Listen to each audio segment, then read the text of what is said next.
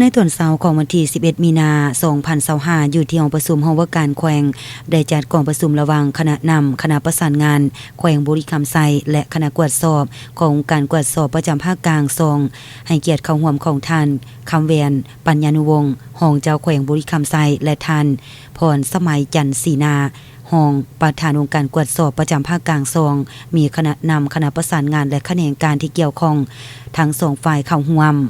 กองประชุมได้ผ่านข้อตกลงของการกวดสอบแห่งรัฐว่าด้วยการแต่งตั้งผู้ชี้นำและคณะกวดสอบแห่งรัฐดำเนินการกวดสอบโครงการก่อสร้างชลประทานน้ำซุนเมืองบุรีคันแขวงบุรีคำไซ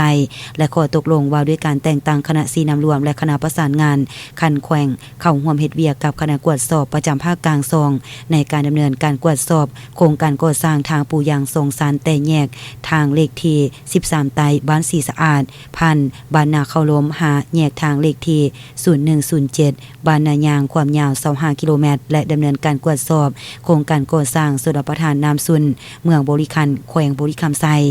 ทางนี้ก็เพื่อรับประกันเฮ็ดให้การปฏิบัติหน้าที่เวียกงานกวดสอบดำเนินไปอย่างเป็นระบบถูกต้องตามจุดประสงค์ระดับคาดหมายเนื้อในการกวดสอบขั้นตอนและวิธีการกวดสอบประเภทการกวดสอบโครงเขตเป้าหมายกำหนดเวลากวดสอบและโครงประกอบบุคลากรบนพื้นฐานระเบียบหลักการกฎหมายว่าด้วยการกวดสอบแห่งรัฐมาตรฐานการกวดสอบแห่งรัฐที่ได้กำหนดไว้และในสาเหตุให้การบริหารรัฐการปฏิบัติวินัยแผนการเงินให้มีความเข้มงวดจำกัดส่องวางการละเมิดระเบียบกฎหมายอย่างขาดตัวกองประชุมอย่างใดพร้อมการปรึกษาหารือในการประสานงานระหว่าง2คณะในการสืบอยู่ติดตามในการกวดสอบความพร้อมด้านเนื้อในและเวียกงานอื่นๆที่ปิ่นออม